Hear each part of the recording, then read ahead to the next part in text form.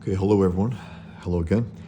I'm going to pick up right where I left off on page 38 of this interview with Paul Ravoch interviewing Alex Toth about the art of comics. So I'll just pick up from the last sentence, literally. This is Toth saying a question regarding,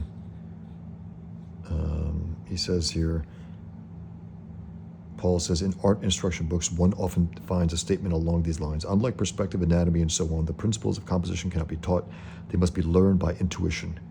They cannot be explained. Do you agree with this statement? So he goes on, and Toth went on there. And then his last sentence was, Hollywood's cheating techniques apply, since silent days, plain flats as walls, deadly dull, can be enhanced with lighting. A gobbo scrim in front of it, to cast soft, sharp, medium, coolish, dim-shaped silhouettes of things, window frames, blinds, foliage, lurking head, figures, profile, eavesdropping, anything that'll serve needs. It made film noir dramatic and damn cheap to set up and shoot. Necessity, few dollars, is indeed the mother of invention, stimulating the theretofore unthought of solution to a sticky problem. Sterile mundanity and plain Jane dull scenes can be uplifted simply on the cheap, with light and shadow, giving a painted, textured, flat, visual dimension interest, out of focus or not, as per plot point needs. The silhouette, well used, he goes, he's a master of silhouette, by the way, Toth. Loved it, and he made use of it flat out better than anyone. He says, the silhouette, well-used, balanced foreground, background is a simple, strong visual plus in any scene. Day, night, interior, exterior, for adding depth, planes, separation, etc. Crank it up to overpower a shot of dark, moody, mysterioso, dread suspense, or dim it down, shrink it to round off corners of frame and have viewers, readers' eyes center and circle round a shot, if we wish. If shot, copy, action, non-action story point needs that dwelling, pause for some vital info to sink in. He says, Zorro, the Shadow, the Fox, Batman are living, moving silhouettes of black, men of mystery, of night. Well put. In those characters, you could really make that's why Batman is so attractive to artists. You can make him a creature of the night. He doesn't have to be looking like a superhero per se. He could be drenched in black with just the white of his eyes, and you know that's Batman, with a slight silhouette of him. Men of mystery, of night, so they should be too. Composing with and around them is tricky fun. At night, they're black on black on black. How much to conceal or reveal? The script plot point should tell clearly. Check it. Opposite problem. Bright, glaring white light, sun on wall-to-wall snow, in a wide shot, a tree or rocks or cliff face floats in all that white. But those items, like the floating picture on the wall, define the snowfield's slope scale. A figure or more, slogging up, shussing down, dog sledding it, etc. works nicely too. But always use the basic rule, light against dark, dark against light. Whether you are doing pure black and white, tone or color, thread or panel, illo, frame, scene or shot. And Paul says, you mentioned the silhouette. Could you explain more about its uses? And Toth says, what graphic image is the strongest, boldest, simplest, and clearest in either positive or negative state? The silhouette. If and when used properly to best advantage, the silhouette, easily read, allows a subject to be identified in a blink. I love the instantaneous thing about it also. It's just, again, you can make Batman in full silhouette and you know exactly who it is. Take a test using doodles of your own or anything suitable found in print, of figures, hardware, objects, etc. Fill in the images wall to wall with solid black. Now see if those images still read clearly, as identifiably as before. Yes? No? If either, can you figure out why or why not?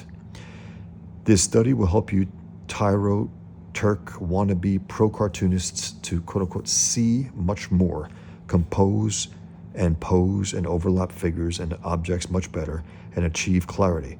So what you draw will be quickly identified for what it is. No mistake. Your eye and mind's eye will assess a drawing for its merits as a workable silhouette. When completely inked and rendered and or colored, the rule applies to all finishes and formats. Black silhouettes are best used in one plane of depth, not two or three, for most lucid dramatic effect. To keep things simple, in a picture, as Rory Crane cited in his casebooks for his AIDS ghosts, black comes forward.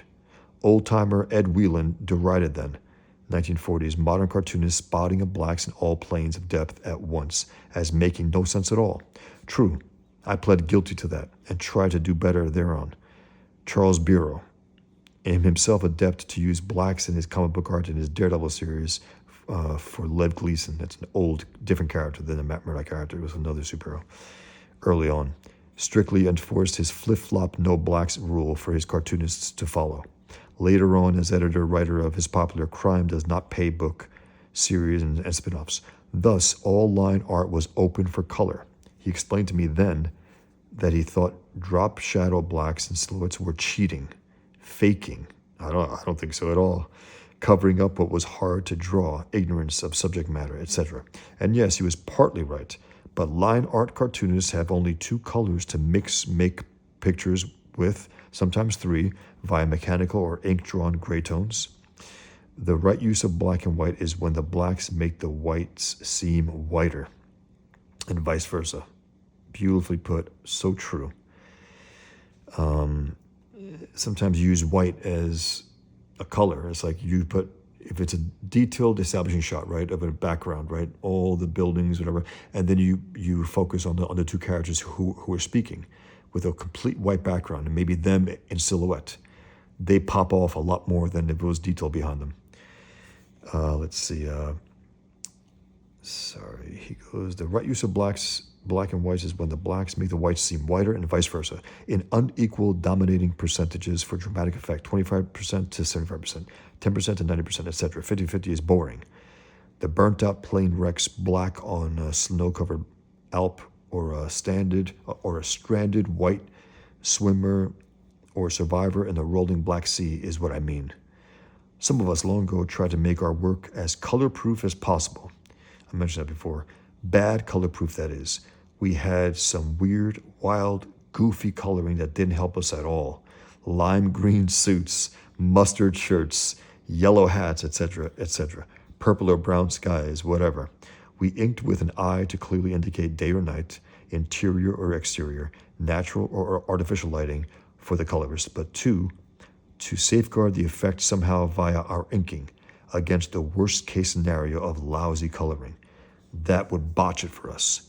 If the reader could look through the miscoloring on top and still get the idea of what our black and white intentions really were. I tried anyway, with mixed results. My resorting to marginal color notes, cues, requests were usually ignored by the colorists. Later, with trimming of originals for the camera, platens, I don't know what that is, such margins, notes were indeed just cutaway, making the alibi a reality. Oh well, a simple device around all that, of course, was to use more silhouettes to simplify, to indicate more planes of depth, to further bad color-proof my line art, and give vent to brushing in those rich, juicy, flat blacks we all knew and loved dearly, trying to emulate, with some success, the convincing realism of Sickles, Caniff, Robbins, Meskin, Rousseau, Robinson, etc., etc. Our extant strip book heroes, expert black and white stylists, all, plus the then magic of Will Eisner and company, Spirit Atmospherics, of course. To color our own work would have been the way to win the game. I couldn't get to do that, though. I did try, was discouraged too, so let go. That's a thing, I would have loved to have seen Toth. Now, the word is that he was colorblind. He didn't get a few colors, but still, I would have loved to see him color his work than a colorist who's not colorblind. I think it would have been more interesting because he would have had at least the names of some of the colors on the markers that he used or the paints, whatever they were. So yeah, I would love to have seen a full written, penciled, inked, lettered, colored comic book by him. So he goes studying such woes and how to work through, around, and past them. The positive, negative silhouette led to more involved revelations about shapes, within and without the envelope to be haphazardly colored by disinterested staff colorists with or without heavy daily workloads. True. A lot of these people were, I guess, I don't know, jobbing it in a lot of ways. It was a job, even though some of these artists took it deadly seriously, like Toth. It's unfortunate he was colored by more or less indifferent eyes and different artists. A silhouette can mean more than just the black and white of it. It can and does include subdivisions of the whole. I began to appreciate the abstract element of color shapes as interlocking, overlapping puzzle pieces, each its edges helping define the others around it, its surround. Studying figures, objects, and settings, it opened up for me the abstract, the silhouette, contrast, light against dark, dark against light, and or middle valued bits in the mix. So the black-haired, olive-skinned man wearing a chocolate brown sports jacket, white shirt, yellow-white check tie, tan slacks, two-tone brown and white loafers, descending gray stone steps to his pale blue convertible with dark blue-gray top and seats and white wall tires and an assembly of colored-shaped silhouettes of light, medium, and dark colors and black bits. To see the subjects thusly, to me, is a way to simplify them and their whole. Thus everything you see around you, lamp, TV, table, papers, ashtray, wall blinds, furniture, is a color silhouette. See it all? Keep trying. Worth it. Break it all down separately as flat color shapes. Paint them as just shapes. They'll need little embellishment. So then Paul says, sometimes it seems, speaking very generally, that comic book artists fall into two camps. There are the very tight, stiff, often photo-based realists. These are often over-concerned with detail, exact anatomy, super nailed in perspective, and so on. At the other extreme are the looser stylists, cartoonists, who don't worry much about detail, realistic anatomy and structure, and so on, but for the broader strokes, sometimes going over the borderline from loose into sloppy. Often these have more feeling of life and expression, but not much conviction. Your work always fascinated me because it seems to straddle both camps. It is very loose, relaxed looking in its execution, not overly labored and noodled, but still seems very true and accurate. Not faked. 100%. Well put, Paul. You take an imaginary scene and make us think that you are really there doing sketches of it, yet it doesn't look at all photographic. Anything you can say about how you achieve this, and why do we see so few today that follow this path? And Toth says, he replies with, must be my Sickles studies at work. Noel Sickles, who Toth considers the best of the best, even though I think Toth did surpass him. Must be my Sickles studies at work. It took a long time before it showed in my work. Sickles, with his remarkable memory for American history, costume, uniform, hardware, weaponry, saddlery, leather items, the works, did a top half 2-page spread for the old Saturday Evening Post, which had over 100 old West figures, street, square, horses, riders, women and men, etc., of all types. He drew it all from memory, imagination. He told me in the late 40s, early 50s. Amazing. He says, no repeats either, mind. He'd studied, set it all to memory till needed. Voila! I'm sure he took liberties once into it. On a roll, options of costume, etc., must have been exercised within prescribed period dress parameters, though. Creative cheating.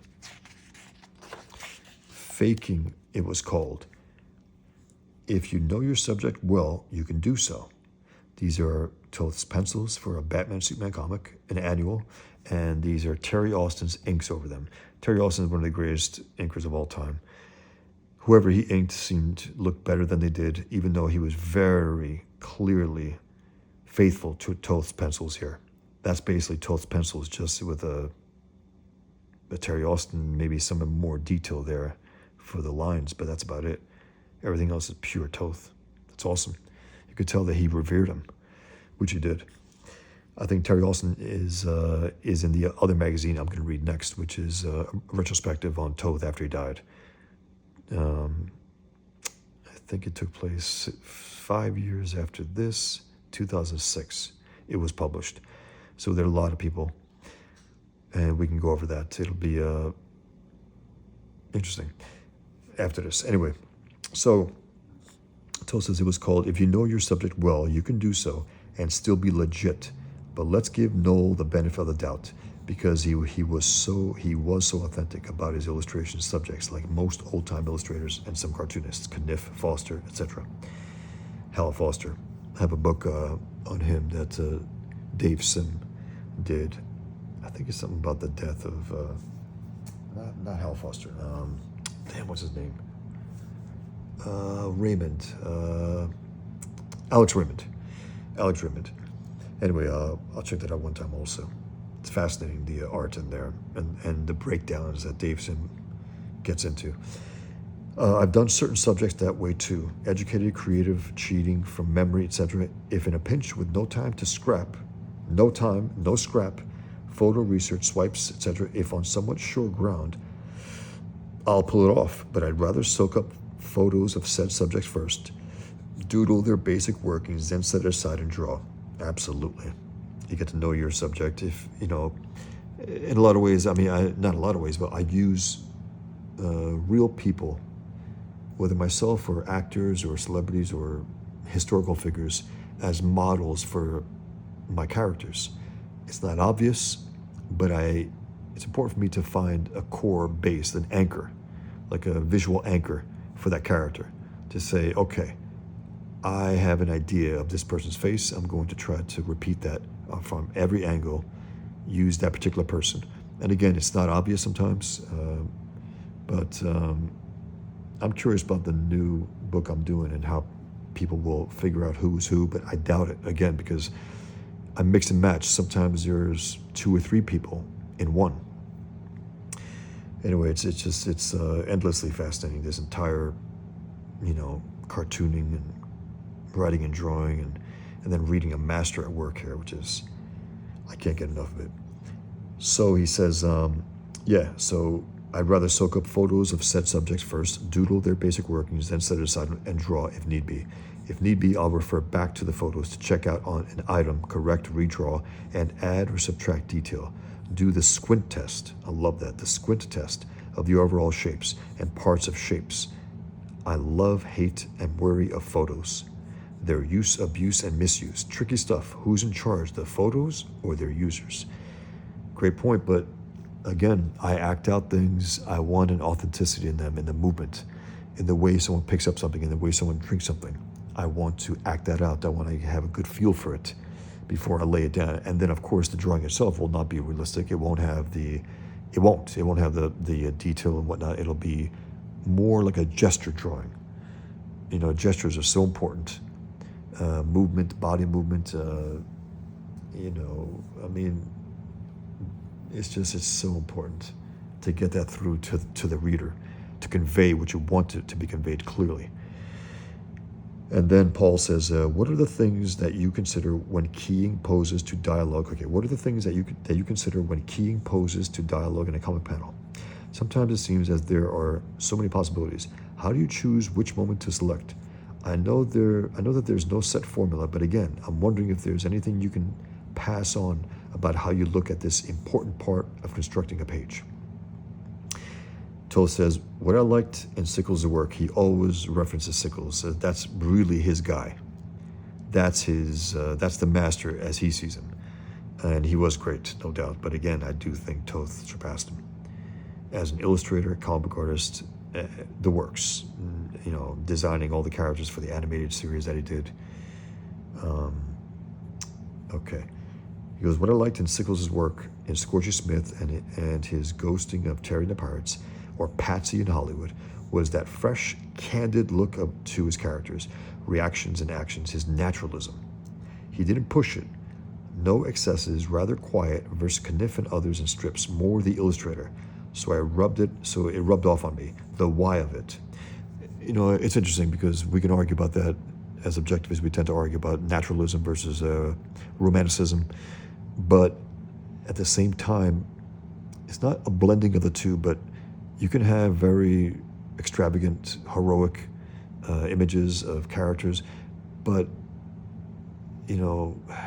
there's something to be said about making it look living and breathing, and a human gesture, making it look as if it's in front of you, as if you recognize it as a human, as a very, whether it's a tired person or whether it's a person trying to look as powerful as you can. There's something to that, and I have to find the language at a certain point. But it's not a mix of naturalism and romanticism, but it's just the point that sometimes people try to get overblown on one and miss the humanity of the characters at times. And Toth had that in spades. His characters breathed. They were, present. When they were tired, they looked it. When they were, running, they looked it. When they were exhausted and whatnot, there was something very human about them. And unfortunately, I think some people mistake sometimes naturalism for the human element, which is the weak aspect of mankind and men and women in general. But no, I don't think so. I think it's important to, whatever you're doing, even if it's a hero, to pull out the humanity as much as you can. And if you want to call it naturalistic, so be it. But I think it's important. That's a discussion for another day. I mean, when I get my own language clear on this, because I'm still, I'm figuring it out still, believe it or not. It's, but there's a way to explain it better than I have right now to myself at a certain point. We'll see. Okay, so Toth says, what I liked in Sickles' work in Scorchy Smith and his ghosting of Terry and the Pirates or Patsy in Hollywood was that fresh, candid look to his characters' reactions and actions, his naturalism. He didn't push it. No excesses, rather quiet versus Kniff and others and strips smooth the illustrator, so it rubbed off on me, the why of it. Study acting, the works in movies, TV, and use it all to give life to your own drawn actors. Absolutely, 100%. Again, I wanted to be an actor when I was younger. Took some classes. I was in a few things, extra bit part here and there. But I'm fascinated by the profession, by the art of it. And not that I care for it at this point, for career-wise, but I definitely take a little of that ambition that I had and put it into my characters. I try to really pull out of the faces the emotions that I want, the expressions, the very subtle things at times that you want to convey, and you have to act it out. Whether it's in a mirror, you take a picture of yourself and you use that as reference, but of course, it's not me when the drawing's done at all. It's a character. They have their own dimensions, their own facial features that I can extract from my own expression. But yeah, that's a whole different thing. So it's again, I love the depth within which Toth gets into here because it's so important. Use it all. Don't take anything for granted, any other art. Bring it into comics. You've got to be casting director, actor, actress, lighting director, wardrobe person, costume designer, set dresser, makeup person, editor, sound man, producer, the works. True. Line readings, inflection, intonation, pitch, accenting of words, matching facial, figural attitudes, gestures, and poses to point up the dialogue. To point up the dialogue's meaning and intent. Make or breaks an actor's cold reading, audition, later performance. 100 actors will read the line 100 different ways, like 100 cartoonists will give one script 100 different interpretations. So behind your pencil, pen, or brush, you wear many hats, no acting, and all the rest. Feel it and know it too. Awesome. Another master of what he did, Robert McKee, the master teacher for story. And again, I will defend him to the death, no matter what hack will call him a hack and call him, it's just, cookie cutter stuff, it's bullshit. The man's a fantastic teacher. I learned a lot from him. From his books now, actually, he's written a few now, and from his classes, which I took multiple times. I think over the years, half a dozen times at least. East Coast, West Coast. He was another guy who said, study acting if you want to be a writer. There was something to it which you can understand humanity a little more. than just being a human being. Because sometimes people they don't understand, even though they are human. If you study acting, you might be able to convey a little more humanity in your stories, a little more emotion, a little more humanity through them. Anyway, so Paul says, are there any comic art instruction books that you would recommend as reliable sources? There are so many art technique books out there, but I know from my own experience to be careful which ones to follow. When I was about 16, I realized that I had to try to learn more about anatomy, or I couldn't advance. I bought Bern Hogarth's Dynamic Anatomy and started studying away. After some time and exposure to other books' real skeletons, I realized how disastrously inaccurate his anatomical inventions were. Then I had to spend a long time trying to unlearn the bad habits I had unwittingly picked up. Since then, I can count the number of times I've heard beginner cartoonists enthuse about Hogarth's books. That's why there's a real need for accurate information. I gotta say, when I read Toth's answer here, I laughed out loud because I too studied Hogarth's books, because that's what was being pushed, right? By mainstream artists and whatnot. And you could tell there was all hokey, all weird looking, weak, I gotta say. He added muscles to the human body, I believe, if I'm not mistaken. And then I discovered, what's his name? Damn it. I gotta get it. 1 second.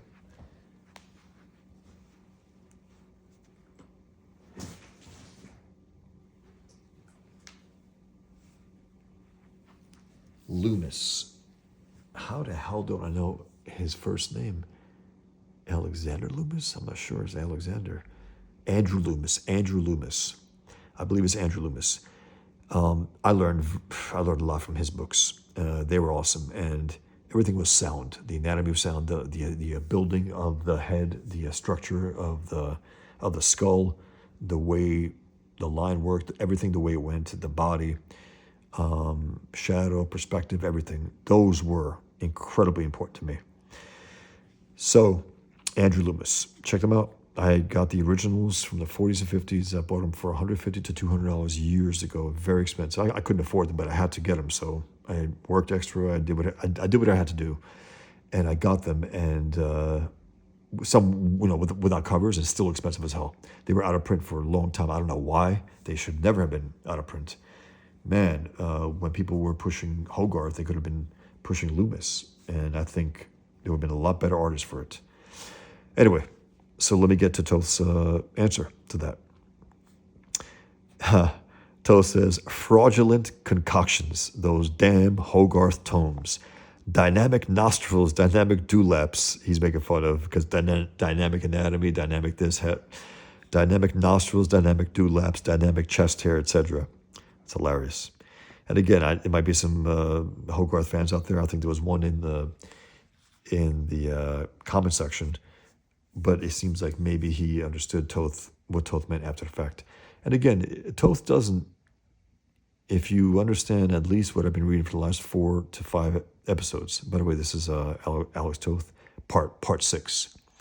And I also am excerpting a minute here, 2 minutes there, and putting it on the website in the same folder of the Toth playlist. So check those out as well. Things that I thought jumped out. But what was I saying about Bern Hogarth? Okay, Toth is deadly serious about this. He's sincere about this. He's not taking pot shots for the hell of it. If someone did something that he thought was relatively underhanded in art, he felt offended by it, and he let loose. And I love that personally, because so few are willing to do that. Everyone wants to be friends with everyone, right? Everyone wants to be buddies with everyone. It's like in the NBA. Jordan wanted to beat Bird, wanted to beat Magic Johnson, right? Today, LeBron wants to be friends with this guy, that guy, and join forces and, bully the entire league. It's shameful. It's embarrassing. It's destroyed the competitive nature of sport, of the NBA. Anyway, Toth goes on. He says, he hate him. He goes, hate him. He hates those books. His overwrought, fictitious, ugly, warpy, twisted muscle bags are a mess. You only need one book. versus his 6 or 7 of photos of nude models, 100%. I have a few books on that, men and women. I also took, anatomy classes with live models in the School of Visual Arts for a number of years. That was very helpful. Very helpful. The three dimensionality of it all, the shadow, the body, you can study it, and then again, picture books as well. Very, very useful. Photos of nude models, the photos would have shouted truth, not lies, inventions, fakes. Who the bloody hell needs self-deluded, indulgent, egocentric Hogarth or anybody to twist reality, truth all out of shape with glitzy, shiny drawings of convoluted, totally impossibly posed, warpy bodies? And having the gall, the cheek, to claim them as truth, gospel. How it is? My son Eric, car designer in Michigan for 10 years, while at our local art center School of Design in Pasadena, had to sit through Hogarth's anatomy classes during part of one semester. He, as teacher, was very loud. A pain. Case closed. Rip, burn. But those bloody books go on and on and on, poisoning the well, poisoning minds with garbage, fakery. Man, I love his passion. I love it. And again, there's this constant thing about calling out these fakes, being offended by them. That's the only honest people do that. They're the ones who could. And then he says, Bridgman with his block-shaped body parts was not much better. True.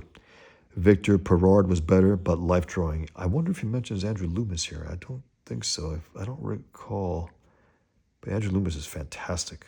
Those books are absolutely valuable. He was Bridgman with his block-shaped body parts was not much better.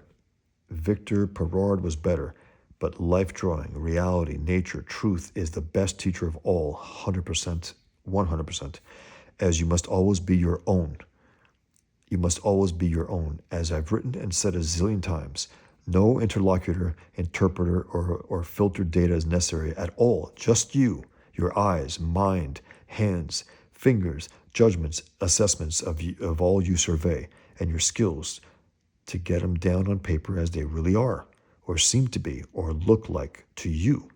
Sketch nude, clothed models, public at large, quick roughs, or long, quiet, easy, relaxed, natural poses. Your wife sewing, reading, watching TV, snoozing on the couch, etc., etc. Also, fast, fluid, little action, gestural roughs. Doodles will use your eyes. Doodles will use your eyes, mine like a camera shutter, freezing it for a second, jotting it down on a continuous flowing line. Use a soft, thick lead or a 30% or 40% gray marker to force economy of lines, and to teach you to squint, to see the main shapes of the figure, how it all moves, twists, bends, stretches, relaxes, or how the figure is in tension, doing work. Try using 3x5 or 4x6 hard-backed pads of medium or rough surface paper, which are truly pocketable, inconspicuous, and easy handling for tight spaces. This will force further simplicity, speed, and fluidity of stronger outline in your quickie sketches. Try outlining your subject without lifting pen lead while studying same, not looking at your sketch until the outline's complete. Awesome, I've done that. Next step, the inside shapes. They might require a peek or two as needed. Crazy accidents occur, but fun. And eye-hand coordination and acuity improves. You'll improve faster than you think. Above all, sketches done are not to be seen by others, or for publication, of course. So fear not for failures therein. We all continue to do thousands of lousy doodles, sketches, etc., even finishes, paintings, pages throughout our lives, despite our striving for the impossible, perfection, which can be boring as bloody hell if you do achieve it. Hilarious. So feel free when sketching, anything goes. Pile up filled pads in a closet drawer. Look at them to see progress. Number them as you go. For this recording of same, your secret. Photos help too, if you use them right. Not the reverse, using you wrongly. Play more, with very thick soft leads on their sides or bullet-nibbed gray markers to flow shapes into paper to keep it simple. Do value sketches of anything, your still life clutter in your studio's corner, plus life sketches of family or on the bus or in the diner. Or jot a momentary image on your TV screen. Capture it in essence. Forget details. None needed. You're suddenly Monet, Degas, Sisley, Pissarro. See light versus dark shapes form simply. Anatomy, musculature, skeletal structure, bane of cartoonists. Bane of cartoonists? You betcha. Those who claim expertise at the above are usually the all too obvious worst at depicting same, layering lumpen fake muscles upon muscles, all popping and costume bursting, ugly, awful distortions of the real thing, displaying their total ignorance of the truth, while drawing their readers' attention to same, and boastful spotlighting of their fakery. Curious what? Yup, 'twas ever thus. But hey, muscles don't tell stories, do they? Nope, not 10,000 gyms full of them. They're like bricks making up a wall or a building, which, though important to same, like the unseen steel girders and pylons and bearing walls within, are not what our selective visions see when essaying the structure. We see its lines, curves, angles, and exterior decorative statements, its character. We see how it dominates its surround, if it blends into the mix or not. Noel Sickles surprised me speechless long ago when he simplified anatomy down to using the torso as a sack of potatoes or grain, with a rope around its middle as its waistline. Attach appropriate legs, arm, neck, and head. Simple. Simple? Yup.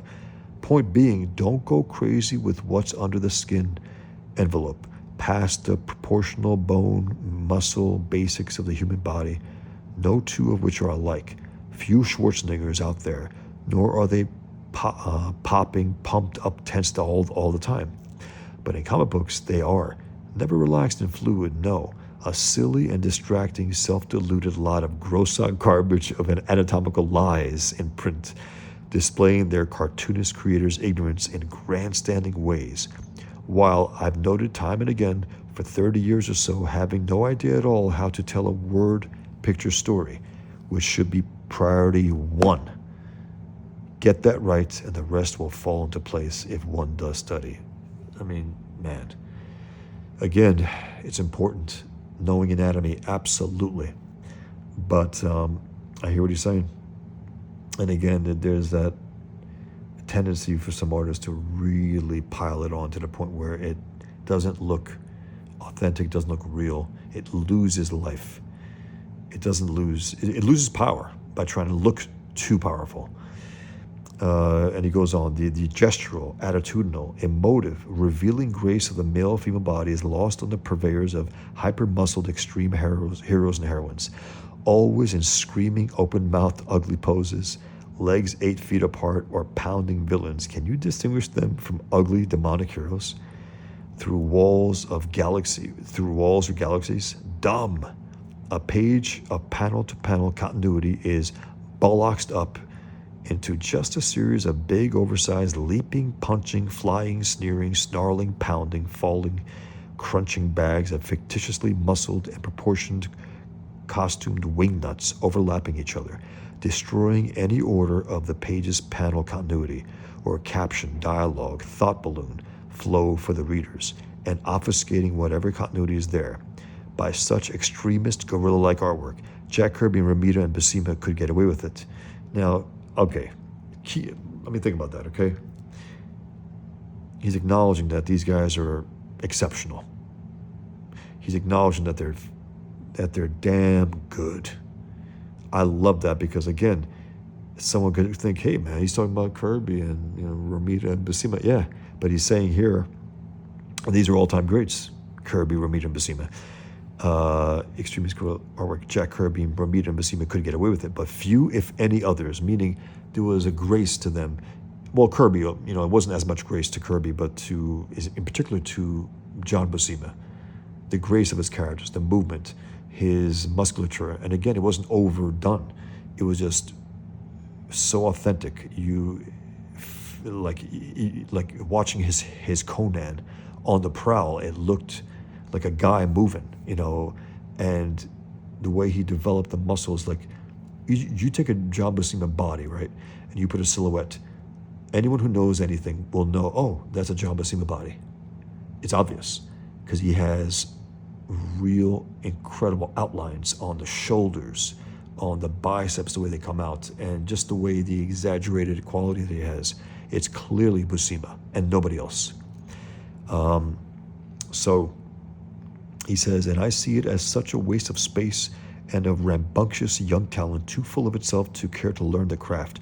Word, picture continuity, comics, its rules, reasons for same. Who broke them? Why and how and where? Successfully or not? If not, why not? 1 second. And he goes, regarding text to recommend, Maynard Dixon, Southwestern Deserts landscapist. Big picture book, beautiful paintings, very stylized, mind you. Very stylized, mind you, but so striking, brilliant. Out of print, I'm thinking. Get thee to an art book hunter, finder, dealer. Jimmy Swinnerton, one of old Hearst's pet syndicate cartoonists like Harriman, was not my cuppa with his little Jimmy Sundays, but Lord, what lovely desertscapes he painted too, in a slim bio collection volume with fine but too small colored repros. His name is its title. Regarding anatomy text, get the original Edward. I guess Edward is spelled differently. Edward Muybridge, Human Figure in Motion and Animals in Motion. I think I have one of those. They're big hardcover books. They show male and female nudes in every possible angle of moving, walking, leaping, running, dancing, working, bending, etc. in strips of sequenced photos and series across big pages. The animals move too. You see the gait, gallop, trot of them, all in front, rear, and profile shots. There are essentially motion pictures run at speed, shot nearly across a long tripwired shutter firing stage. Wonderful. 60 or more cameras, click, click, click. Camels, panthers, dogs, cats, elephants, etc., etc. No damn book will teach you more better than you will yourself.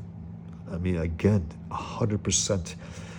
I think no matter what kind of school you go to, no matter classes and books, it's doing is the ultimate lesson. Just doing it, drawing it, building those quote-unquote 10,000 drawings, getting them out of your system until you start making good ones. There's a truth to that. No damn book will teach you more better than you will yourself. Always your own best teacher through life. The learning shouldn't ever stop. I cannot agree more. Never, ever, ever stop. Ever. Once you think, oh, I got this figured out, that's that, you're finished. You will suck. You will have boring crap art by that point. If you operate that arrogantly, to think, okay, there's nothing more, I know it all. No. Know-it-alls suck. They're boring.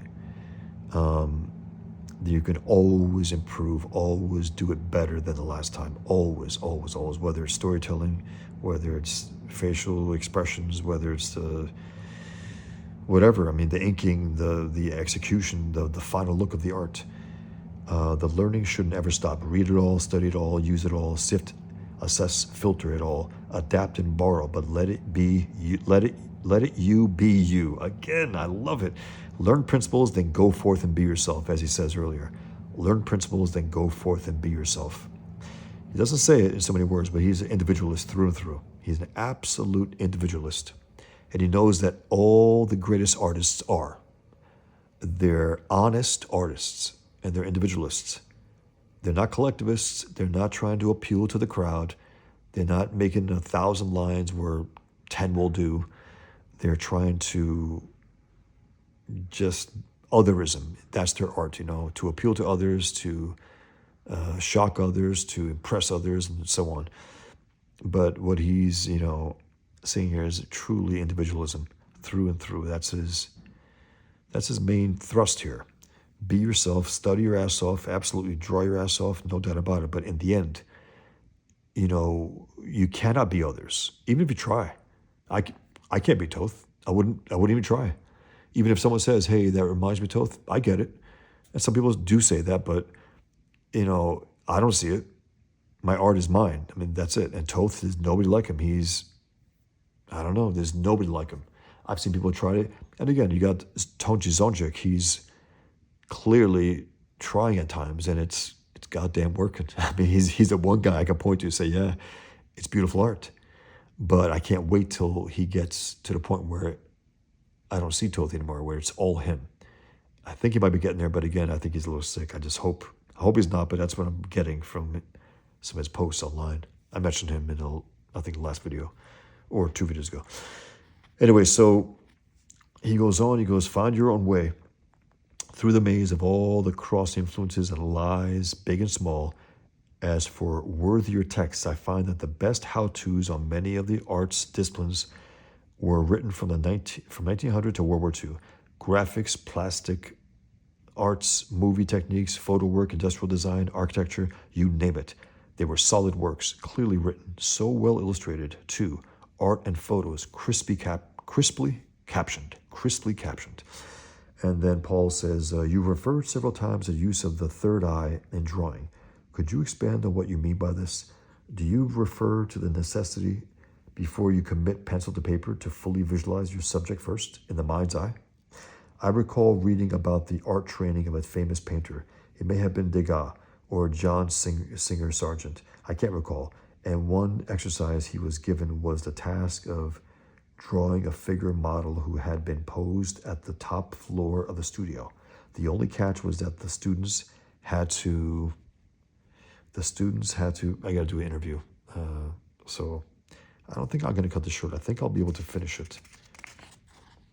I think I will. Okay, I will.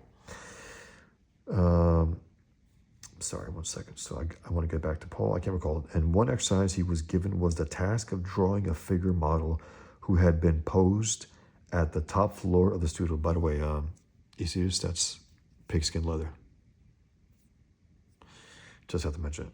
Pigman. Anyway, okay.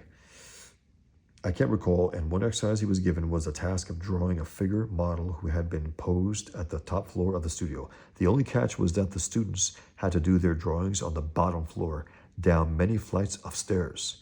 So they were forced to train their powers of observation, memory, and visualization. Does this relate to what you were driving at, visualization? Toth says, regarding the third eye, apart from all the many mystical, spiritual, psychoactive connotations it suggests, the objective eye, critical eye, is what I think I meant. I can't claim to visualize first the whole of anything to be drawn. An effect, yes.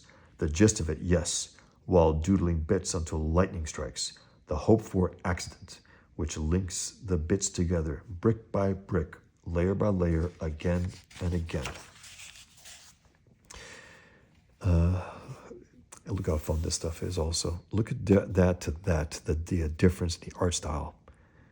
You know, every story seemed like, of course it wasn't a different artist, but every story, Toth had a different approach because stories are unique, right? Written by unique individuals. So he individualized the art and the telling of it for the writer. I mean, look at that. Look at the line work, the fine detail. Look at the pencils. It's fantastic. It's beautiful. Okay. That was recovered from the trash. Oh my. Above, recovered from the trash by Paul Powers. Here's a rare look at an in-progress page by the master. Apparently an abandoned Jesse Bravo story. Oh my, he threw it out. That's insane. Look at this beauty. Look at that. Gorgeous. Okay. And Toth continues.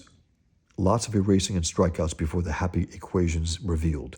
The picture-making, storytelling trigger, blessing from on high, when God takes pity and bang, a flash of the new or old, but right pops into place. And your third eye sees it, knows it, and winks, 'cause it's good, or just so. As for your Degas Sargent references, you're citing London's Slade School standard operating procedure, as told to me and a whole Society of Illustrators lecture series audience of pros, etc., by Robert Fawcett, when I ushered them in the 1940s. Another great illustrator, Robert Fawcett. Audience by pros, etc., by Robert Fawcett, when I ushered them in the 40s, and also I believe in his American artist profile of the 40s, and then his first book on the art of drawing. It's how he was taught to see, observe, remember, the later credo of the famous artist course, of which he was co-founder, teacher. Yes, live model or nude, etc., or plaster cast, etc., 4 flights up, sit, see, study for 30 to 45 minutes, then back downstairs to easel, pads, charcoal, etc., to draw from memory. Then, with instructor, climb back upstairs, take their initial positions in that room, and have drawings, observations critiqued sharply by the old boffin. Yup, Fawcett, a bit grimly, said to be suspicious of any drawing that comes too easy. Every drawing should be a struggle if it's to be any good, or some such warning. A masochistic, self-flagellating stance. What? Hilarious. And look, sometimes you get lucky. Sometimes you just literally just draw something out, and you get just like, okay, I can't improve that. And sometimes what happens, it's a sketch, and by the time you ink it, it loses some life to it. It doesn't have to, but it does sometimes. And if you do a drawing like that, I recommend putting an overlay over it, maybe a trace paper or something, and inking it that way, and keeping that, retaining that life of the sketch. Because some things like that, you don't want to lose them under ink. You really don't. And then Paul says, I find that it's a constant struggle to maintain solidity in my drawings. They flatten out and or get distorted. And looking through modern comic art, I see that I'm not alone. The drawings easily become warped. Any thoughts, tips on how you achieve such convincing structure, solidity, and three-dimensionality in your work? Alex Toth writes, regarding warping, try working smaller, near print size. Now, it's interesting, right? Table for One was 14 by 17, my first graphic novel, bigger than your average comic. I bled off the pages on that. Pigman is smaller. It's not 11 by 7. It's not even 11 by 17. It's a little shorter than that. And my current project will be 14 by 21, the biggest I've ever worked in. There's a reason why.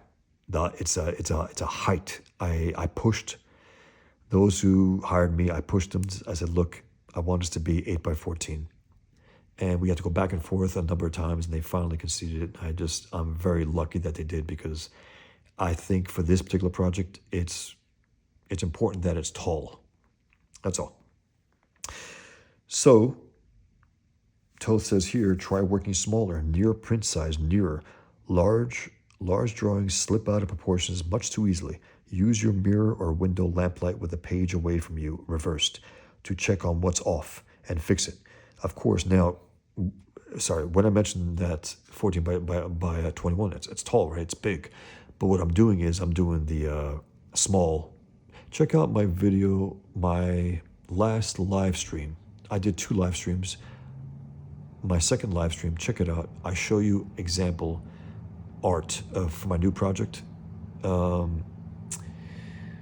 You can see that if it doesn't work in that size, then it won't work on the big size. So I'm making sure that when I transfer, I'm going to transfer those smaller roughs, more than roughs. They're actually more detailed. Some of them could be even finished pencils. I mean, sometimes my pencils are very stark, very stark. I do a lot of the drawing in the ink, except for faces. I mean, faces, I want to get them right. But the point is that if they work in the small size, it'll work when I transfer them onto the actual bristle board through a huge light box.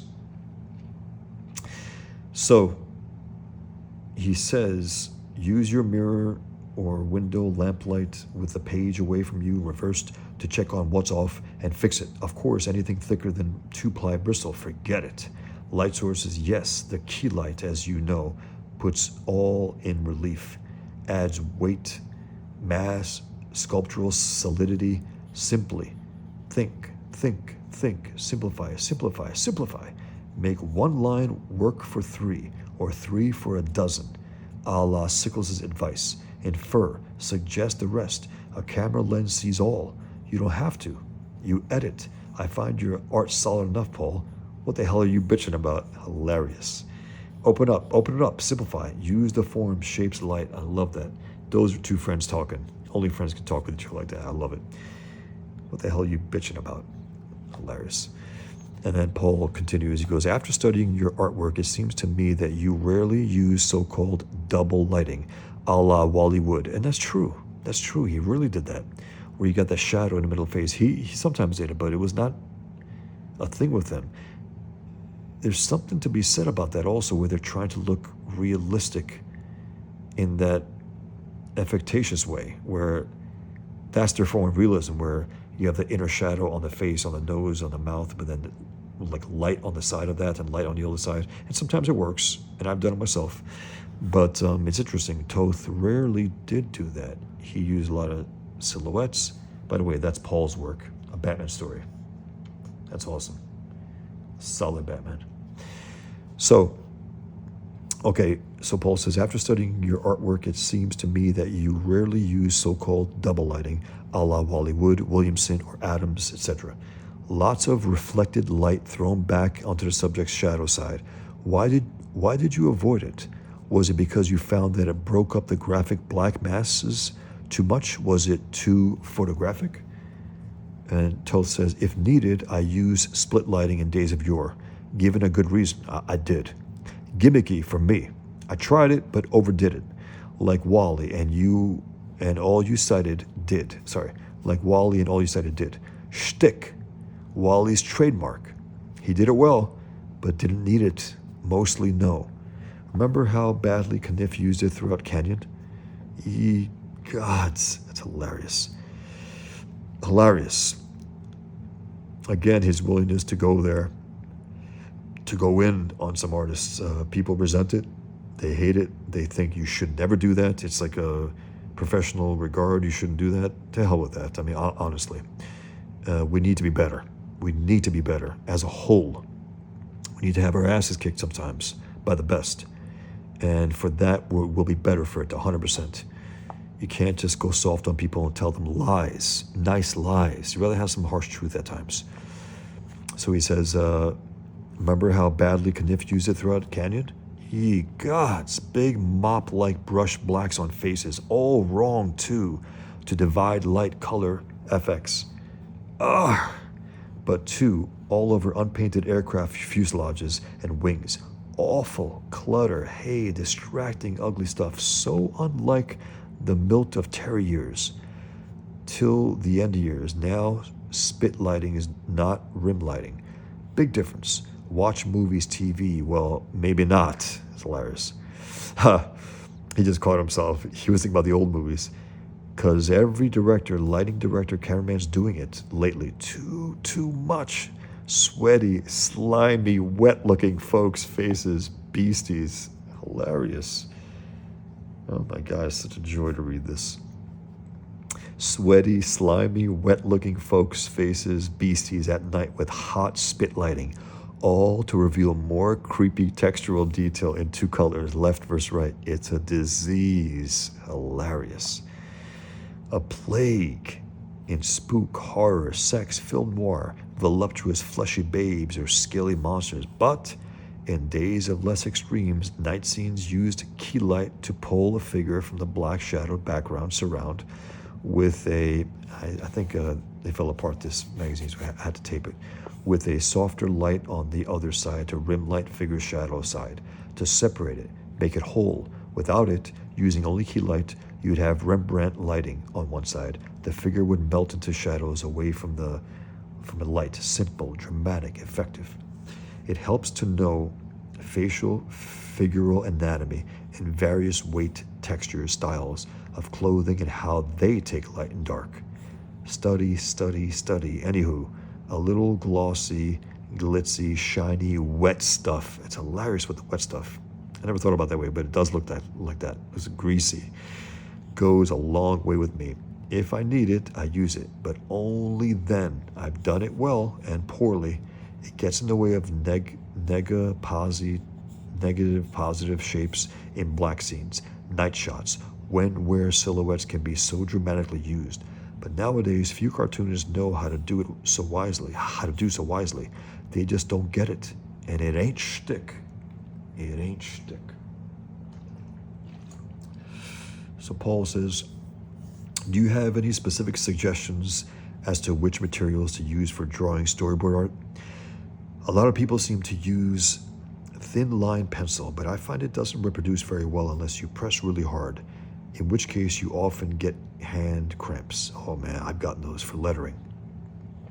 Hours and hours of lettering, which is, again, it's not the broad, it's the fine. Hours and hours of doing that in very short strokes. Wow, it gets to you. That's why I do the digital. Well, that's not why I do digital lettering. It just looks better and more consistent. But it's I don't miss it. But I do still do letters sometimes by hand. I do like it, but just not for hours and hours. It's just too much.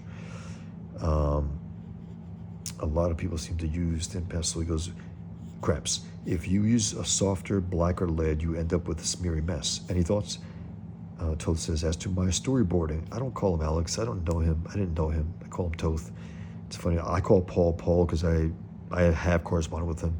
I just can't get used to calling Alex. I don't call people by their first name. I don't call Ayn Rand Ayn, as some objectivists do, which I can't stand because they never met her. But whatever, that's a little pet peeve of mine. Toth says, as to my storyboarding standard operating procedure, not unlike comics, it's not that critical an issue. We all use our own methods to suit or our temperaments, prejudices, and needs. My likes may run counter to yours, but being heavy-fisted with pencils and pens and bearing down too much, I have to catch myself at it. I have to consciously back off, ease up, lighten up, and not dig in when facing a big chunk of work to slog through. Eons ago, I deliberately forced myself to pencil rough lightly for looser blocking in or clean single lining of shapes with either a non-repro blue lead in a clutch pencil or H and HB. I discovered that on toothy kid finish bristle board and HB low lead, and HB lead acted and felt like a 2B. Odd. I used H and HB mostly then, doing comics, etc. on 2-ply or 3-ply Strathmore or Bainbridge or in New York City, Art Brown bristle. When was the last time you used a stump tortillon? I don't know what that is. For an option to pencils, I think that's still Toth. When was the last time you used a stump tortillon? For an option to pencils, consider it as a roughing in tool to keep things light and easy. For a few years long ago, I used stumps, thusly, with a scrap sheet aside, loaded with lots of laid down soft lead on it. I'd lightly pick up some of the graphite on a stump by rolling its tip around on the lead reservoir. Then I'd rough in on my bristle, blocking in figures and shapes, loosely or not, to keep it all simple and easy and light. It left soft, thick gray smudge lines on the paper and made erasing easy with a netted eraser. I think it's netted, not needed. Netted eraser. I'd use the very soft one that you can shape. I'd use the stump tip side for lightly blocking in larger, wide smudges of gray to indicate blacks in later inks. If when inking you change your mind as to where the blacks would be, no problem. Easily done. But of course, pre-inks, a regular pencil would be used over the stump roughs to clean line and detail the figures, faces, backgrounds, sets, props. At the end, post-inks, erasing cleanups were easy and fast. No scrubbing the paper because of the light penciling. He says, try it on board sheets of thin paper for the same reasons results. It taught me to lighten up my fist. Absolutely. You can get wound up sometimes, and you do get cramps. It taught me to lighten up my fist and not dig into the paper. It freed up my brain visualizing SOP2. Less fuss and muss and cleanup, like penciling with smoke across a cloud. Like penciling with smoke across a cloud. That's where the title of this interview, Smoke Across Cloud. That's where it came from. So he says here again, like penciling with smoke across a cloud. All this made inking more fun too. That black ink is all the blacker, a la Prima, over such light, clean, simple pencils. Try it. You'll like it, maybe. The blue pencil, which is waxy, clay-like, non-repro or not, is another option for you. Again, lightly with clutch pencil leads of a variety of grades and diameters. I also learned to use much thicker, softer leads for easy laid down roughs. Again, to free up my, I've used that as well for sketches and much prefer that, the soft leads. Lighten up. If I didn't, I'd have lots of shiny, thick lead deposits on the paper. Allows you to ink over and to clean up without scrubbing, smearing a lot, and graying up the ink while doing it, thus needing ink touch-ups. So to avoid doing that, I'd damned well float that soft, thick lead's tip over the paper. So he gets a little detailed here in his process. Let's see.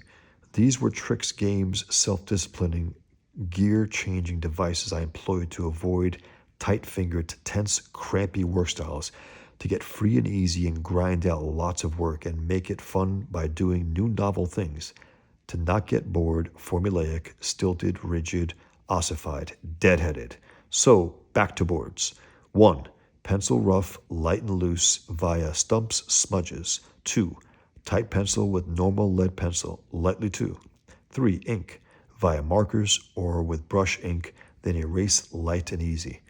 4. Grays, for shadows if needed, wanted via gray, black, sepia, any color, if paper is toothy enough, 100%, or else it'll go right through it. It'll give you a grainy textured tone. When Xerox, it'll be gray. These are dry tones via Conti crayons, litho, pencils, Schwann clutch pencil, leads, misnomer, in all colors. 4A, wet marker grays, a whole nother thing, hoss. Hilarious. A whole nother thing, hoss. Permanent types are too juicy. If fresh and new, so care is vital. Water-based, non-waterproof types are more controllable because they don't blot.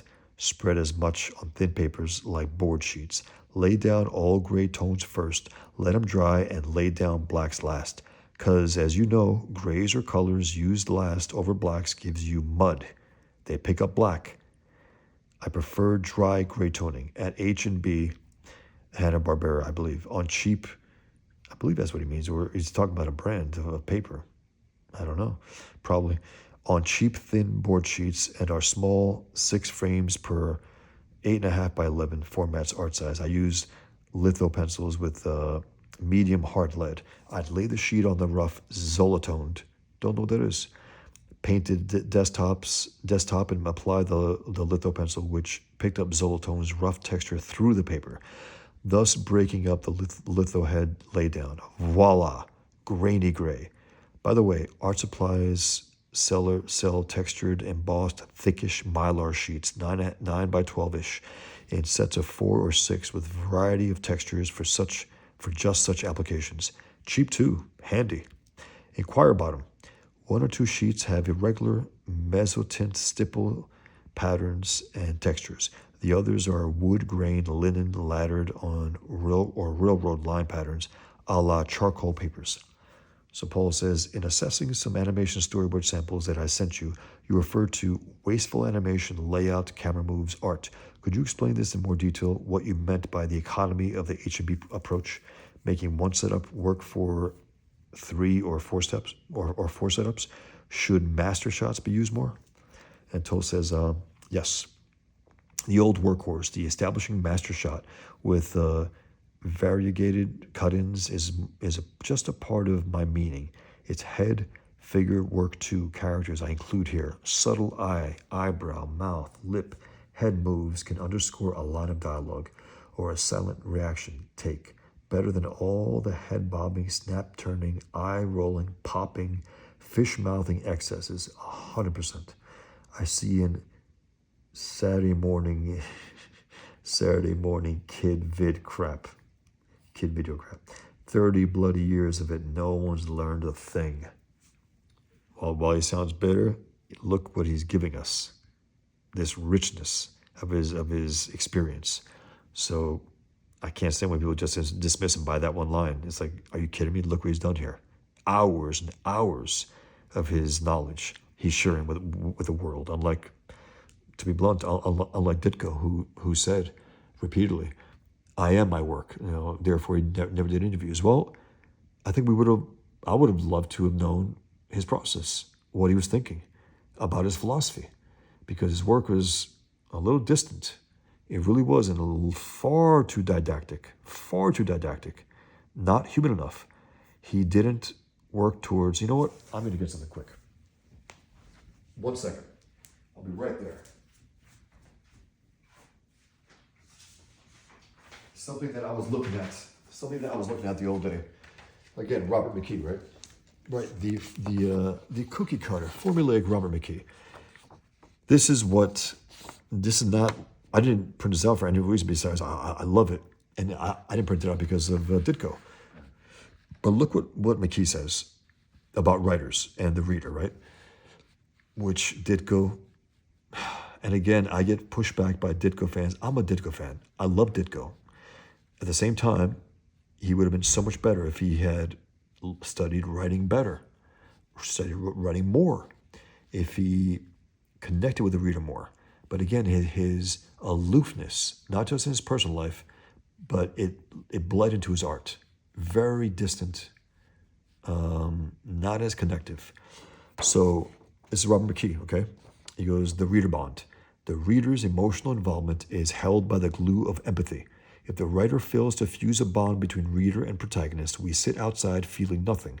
Involvement has nothing to do with evoking altruism or compassion. We empathize for very personal, if not egocentric, reasons. When we identify with the protagonist and his desires in life, we are in fact rooting for our own desires in life. I love that, because it also leads in towards objectivism, Ayn Rand's philosophy of irrational selfishness, where, they think, oh, it's all about, objectivism is all about yourself. No, we inhabit the world. We want the world to be a better place for ourselves, for our loved ones, for our friends, for mankind. It's not at the expense of everyone else. So he says here, through empathy, the vicarious linking of ourselves to a fictional human being, we test and stretch our own humanity. Empathy, therefore, is absolute, while sympathy is optional. There's no cookie cutter about that. That's great advice from a great teacher. Ignore all the hacks who dismiss McKee. Read his book Story. Reread it if you want to write. If you want to learn how to write. And again, some people need it more than others. That's a fact. I think some people need this. I'm not sure if I need it, to be honest. I've always written. I've always written my short stories. I've always studied. But man, did it help me. But again, some people absolutely do need it. Like a guy like Eric July would benefit big time from just reading that, taking a break, and then writing ISOM 3 instead of just hacking it out as he did with completely just boring comics. It sucks. It sucks that it sucked. Anyway, I got to get going, so let's see. I can finish it. Okay.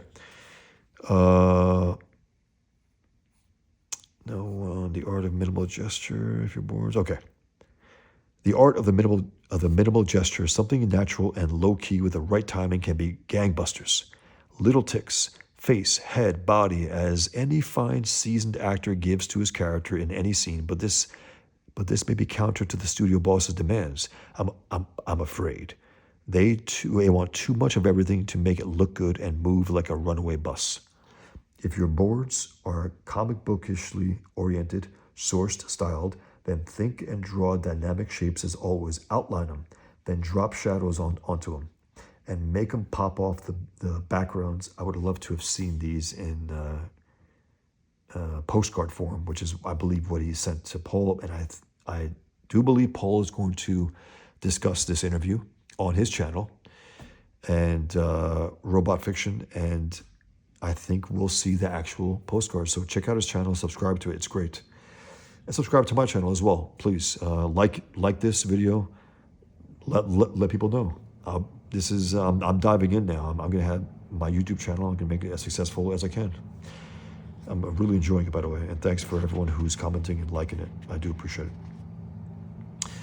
If your boards are, I think Harvey Kurtzman, his own bold, cartoony treatments, gag or semi-straight. Think Hugo Pratt, loose but dramatic, no fussiness. Stark maybe, but use a key light source in any given location or scene. Milk it. Top light, side, low, soft, hard light, inside or outside, day or night, misty or bright, high or low key light, silhouettes, not enough is done with them, I note, and if so, not well. Our strongest imagery in our graphic lexicon, and it is all but ignored. For set pieces, figures, misterioso, etc., eye-appealing silhouettes can frame a shot, separate planes of depth, so simply dramatically, be it upfront or background. A silhouette is strong, easy to read if well thought out and drawn. For static or moving shapes, think drop shadows, across figures for separation, weight, mass, solidity against others or a background. Light versus dark versus light always. It will make your grinding work more fun. When I took on a few Super Friends boards in the 70s at Hanna-Barbera, at a time when the stick figure rush job was the norm, deadlines the curse, but giving the layout no help at all, my aim was to deliver simple, fully drawn and inked and even toned boards for layout to blow up, trace, use as they needed to. I wanted to at least give them substance and visible continuity, staging, lighting, composition, set and locale designs, etc. in those 2x3 frames. My producer was told I'd take a bit longer, but the time would not be wasted because it had come back in spades in layout with clean, clear, thought out setups, traceable, usable, and it did, resulting in Sebast Tough's hiring to do the same. It was a boost to all, but in truth, it was no more than doing the job right. And we'd done as a norm years before. So my sleepless nights, miles of cigarettes, and oceans of coffee didn't go for naught. Well worth the turnaround effect it had on production. The stick figures, zero-value borders were swept away, believe it or not, in our jam days there. Layout worked from the scripts. No boards, a mess. Check this out. All the names of artists that he liked in his handwriting. Beautiful. I had made contact with Toth a year after this. A year and a half after this. Paul says, going back to comics, I personally love your work on Daddy in the Pie. Beautiful. Check out that story. It's beautiful. So well told. I mean, without Toth drawing that, it's not the story. It's not the same at all. No matter who did it. Even Max Kelly, who's great. That's signature Toth. You know, his art brought out that story and made it the great thing that it is. Going back to comics, I personally love your work on Daddy in the Pie. It's one of my favorite stories in comics form. Is there anything you can pass on about how that story came to be? For example, did you have input into it, modify the story somewhat as you drew it, or was it all there in Bill Dubé's script? Toth says, regarding Daddy in the Pie, Dubé's script was good picture story fare. I cringed though, seeing Pie, too poorly drawn, long, gangly, but here and there some tiebreakers. Dubé wrote sequel. Xerox of the first, damn near I turned it down. What's the point of a dupe? He had someone else do it. It got done. Don't know why though. That's so hilarious. He's very again, however harsh he is on others, he's harsh on himself. He just kicked his own ass right there. He was like, ugh, I cringe, poorly drawn, and it's stunningly beautiful. So think about his standards and what he thinks they should be to what he actually laid down on that paper in that story. Paul says, I believe that you once said that you blew the ending of Burma Sky. I've always loved that whole story, so naturally I'm curious to understand why you think the ending doesn't work. What am I missing? How would you change it? Great questions by Paul. Toth says, regarding Burma Sky, the last pages of the Gladiator pilot and head bus shots, nope. Wrongly done. Needed more work. It chugged along okay till then. Don't know now how I'd redo them, verse script, etc. It needed more than I gave it. I'll take the blame. My third eye went to sleep then. And still, it's stunning work. It's stunning work. So, people can bitch about when he ripped Steve Rude. He's ripping himself right here, as harshly. Burma Sky and White Devil were drawn full size, 10 by 15. My two Foxtails, Ooh La La, and a few Warren Jobs were near or actual print size pages. Wow. Wow. 6 by 9. Actually, the magazine, 8 by 10. 8 by 10. He did some of those stories. Incredible. He's the only artist I know who's done that. People look down on that and say, well, what the hell? Again, my Pigman pages are a little smaller. And I don't know if I was inspired by Toth for that. They just ended up being that way. Paul says, any final words and advice for those out there sincerely aspiring to improve their artwork? Again, every single artist, and if you know them, tell them to read this. Tell them to read it and reread it. And do what Toth recommended. Just, again, a lot of us, we read a lot of these how-to books and whatnot, and we don't actually do them. It's important to actually do what they say, and then, of course, you can make it your own or whatnot, but you have to go through it in order to dismiss it. If you end up, dismissing it, if you end up doing that. So, Paul says, any final words or advice for those out there sincerely aspiring to improve their artwork? And Toth says, go to nature, truth, reality, life. Go to nature, truth, reality, life. Come on. Come on. Beautiful. To learn, to draw, paint, sculpt, photograph, write about what really is, and not another artist's view of same as gospel, because it just ain't. Can't be. It's but an interpretive rendition, taking life classes, drawing the model in many poses, from fluid, candid quickie, 5-minute warm-up sketches to 15-minute, half-hour studies. Then back to loose, easy quickies at the end of 3-hour sessions is good for you.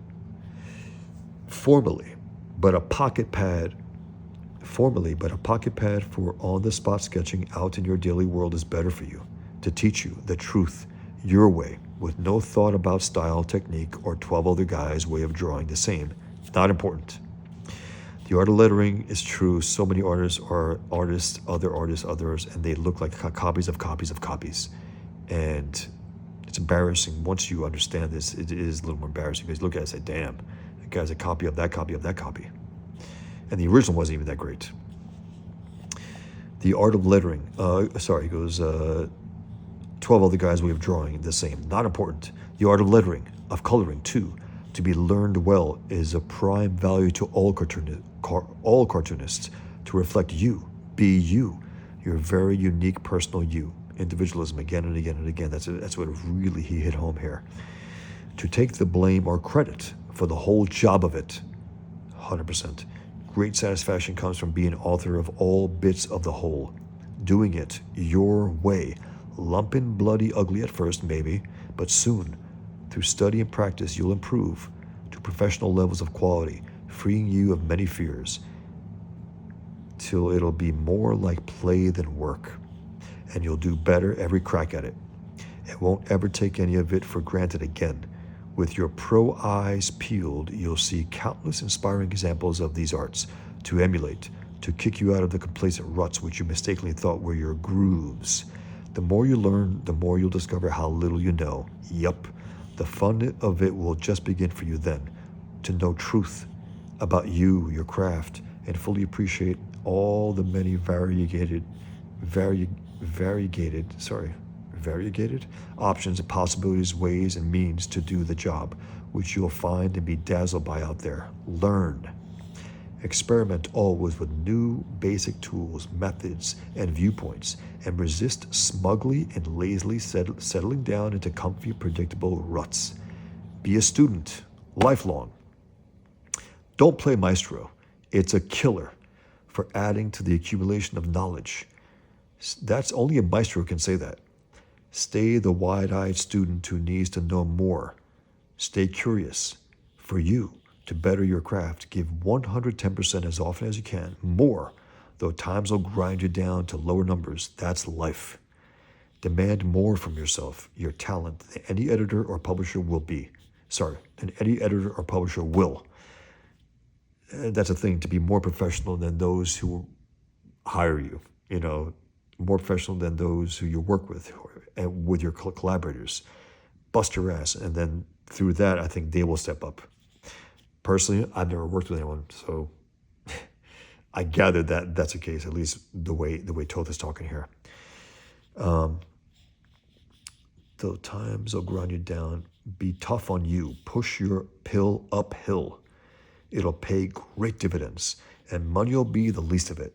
That will take care of itself. Love your craft. If you don't, get the hell out of it. Come on, man. This guy. A master at art and a master at discussing it. Love your craft. If you don't, get the hell out of it. If you work only for the check, then leave. Or find ways to love the medium, craft of it, till something good clicks and you deserve and enjoy and are grateful to be in it. Find your own holy grail. Use your skills tastefully. You must be your own best teacher all your life, with no middleman to muck it up, confuse, dazzle you, with peripheral concerns having nothing to do with the truth. As you see it, draw it. Your truth. It'll carry you through your life. I say the truth, but I get it. Paul, thank you for taking the time to do this. And then you got a silhouette of Toth. So that's it for this publication here. Actually, there's something here. There's a checklist, right? You can find that on your own, but then there's something here. Alex Toth, 1973, Super Mentor. Paul Powers. I guess just this. Okay, so next time I'll finish this. Okay, then this. All right. And then that's it. Okay. So I will finish that next time. And then I'll read the retrospective after Toth died. They had a special issue where some of these same, I think a few of the individuals who interviewed him spoke about him after the fact. With one of them pissed me off, and I'll tell you why. Anyway, thanks for listening again, and subscribe if you can. Spread the word. I would really appreciate it. And like this video. People, maybe they forget to like it if you like it. Thanks a lot, guys and gals. I really appreciate it. Thanks for indulging me here. I can't get enough of this stuff. I just absolutely love it.